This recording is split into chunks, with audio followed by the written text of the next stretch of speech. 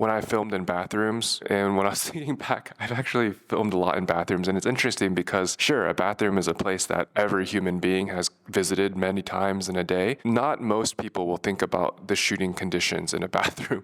I wanted to make another one of those cinematography videos because as an aspiring cinematographer who works on more and more short film and narrative feature film projects, those are the dominating thoughts that I permit to occupy my mind right now the past couple of years.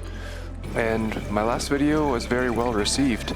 And honestly, a lot of these videos I have an intention of talking to myself in a therapeutic kind of way to practice getting these ideas out of my head and turning them into action. Now this channel has over 1,000 subscribers. These are real people, so thank you for subscribing. And if you're watching and enjoying this type of content, please consider subscribing and sharing and liking the content and commenting below because it's inspirational. This is good practice for me to kind of push myself to play with lights and lenses and cameras and piece together these little short stories. One of the first things that crossed my mind was, how am I going to get a wide shot?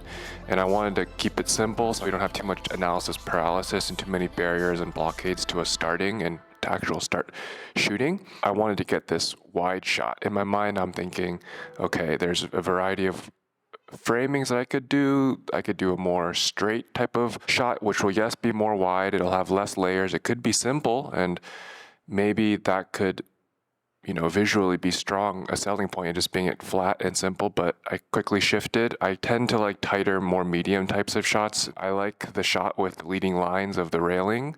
Feels a little bit claustrophobic and compressed, which I actually like. But then I decided to go up half a flight of stairs, shoot from above. What type of feeling does this get? It's kind of more like this character we're following into the bathroom. Maybe they're not so high and mighty.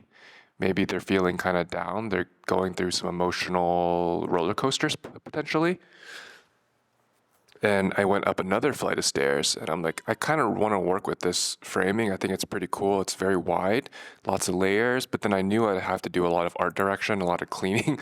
There's a lot of clutter everywhere, and I know there's actually a really cool potential for layers of light, pockets of shadows in this type of framing. I started gelling the light, and I knew I wanted it to be green. And I knew that there wouldn't be enough level because I knew I was losing more and more level running this built-in light through green gel. So I brought in a tube light. In the past, when I filmed in bathrooms, and when I was thinking back, I've actually filmed a lot in bathrooms, and it's interesting because, sure, a bathroom is a place that every human being has visited many times in a day. Not most people will think about the shooting conditions in a bathroom, and I would say a huge challenge in bathrooms, specifically in Asia, is that how small they are. Just the size limitation itself can limit what type of fixtures you can get in there, C-stands, camera equipment, crew.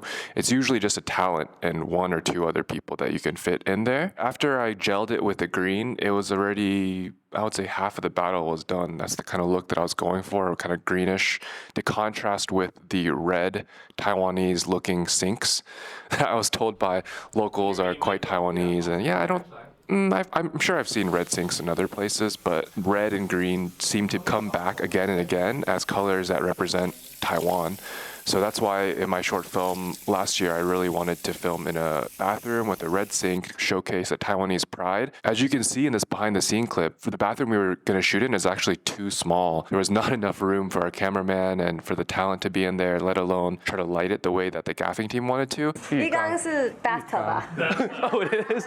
Oh, dang. 和 sink 洗手台，洗手台，对，走过来这个非常台湾的红色的洗手台，可能你会直接把水开出来，把你的手洗一洗。那我们上次我们昨天晚上有讨论到，就是可以把一些水放在你的头发上面。So we actually relocated to another bathroom for the short film. Again, it was very small. We just had room for one cameraman and the talent. If I remember correctly, we just had one light. When I've worked with gaffing teams in bathrooms, ideally, there's going to be a window, so we have more room to play with hard light, passing light through. In cases like this, when there isn't any natural light and there's no window, you work with what you have, and it's usually small light fixtures. So I used 120 centimeter, 4-foot long tubes. These were actually overkill. The light just bounces everywhere in most bathrooms. That's another thing in bathrooms, like the size is number one. Number two, in terms of lighting it, you already have limited space, but usually there's going to be light bouncing all over the place off of walls and reflective surfaces and mirrors. So that's another thing I think is quite challenging in normal bathrooms is you need to have good shadows, so bringing in negative fill, flagging things when you can, and even potentially using darker props to help absorb light. In my shot, I was wearing black, prevent light from bouncing more than I wanted to. I introduced color contrast. So I introduced another tube, 2 tubes, color contrast, and I was actually dialed it into orange, but for some reason when I colored it in Resolve, it looked kind of yellow.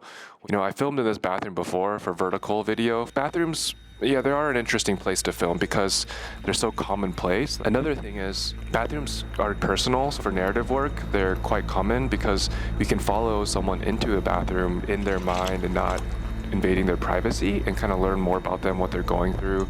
With bathrooms, there's usually mirror too, so that's pretty cool. Relationships are mirrors in which we discover ourselves, reflecting ourselves.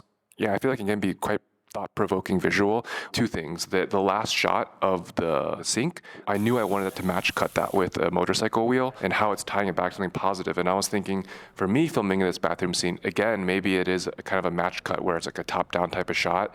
You're kind of in the actor or actress's head and seeing what they're seeing, and then you can cut directly to another top-down shot, which my mind would be from my last cinematography practice video, where you're still in the actor's mind, in the eyes of the actor. You see exactly what they see from their point of view. And that kind of removes an extra layer of trust and security, and you feel that much closer to the subject. I've discussed a couple of shortcomings of bathrooms. They don't always have natural light or windows or areas that you can push the light through. How can we practice cinematographies in bathrooms? One huge thing is, I mentioned it before, the mirrors. But for this shot, because this bathroom is so small, I actually put a large mirror outside of the bathroom.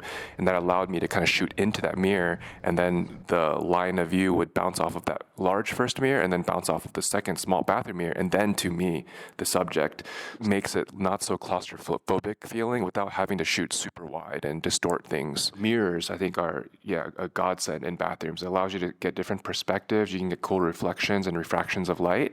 But also in cinematography, you can use mirrors not just to reflect the image of your talent, but to also reflect rays of light. This is something that I came across pretty recently, this company called Lightbridge, and they even have different diffusion values. Another thing that it can be a godsend in bathrooms, usually there's going to be some kind of showering area. Usually it's some kind of glass material, or it could be a fabric.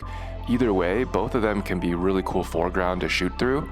You can get a really cool soft glowing backlight, or you can have some really cool interesting foreground patterns and textures that make the image much more mysterious and leave more to your imagination what's actually going on. Using diffusion, using gels, using different types of things to modify the light, that's going to be your key. And another huge key is using negative fill to have, if you have space, but you don't have to necessarily use negative fill, you could use flags and even grids, trying to ensure that it's not just light bouncing everywhere. You have pockets of intentional shadows. It will give more depth and contrast to your images.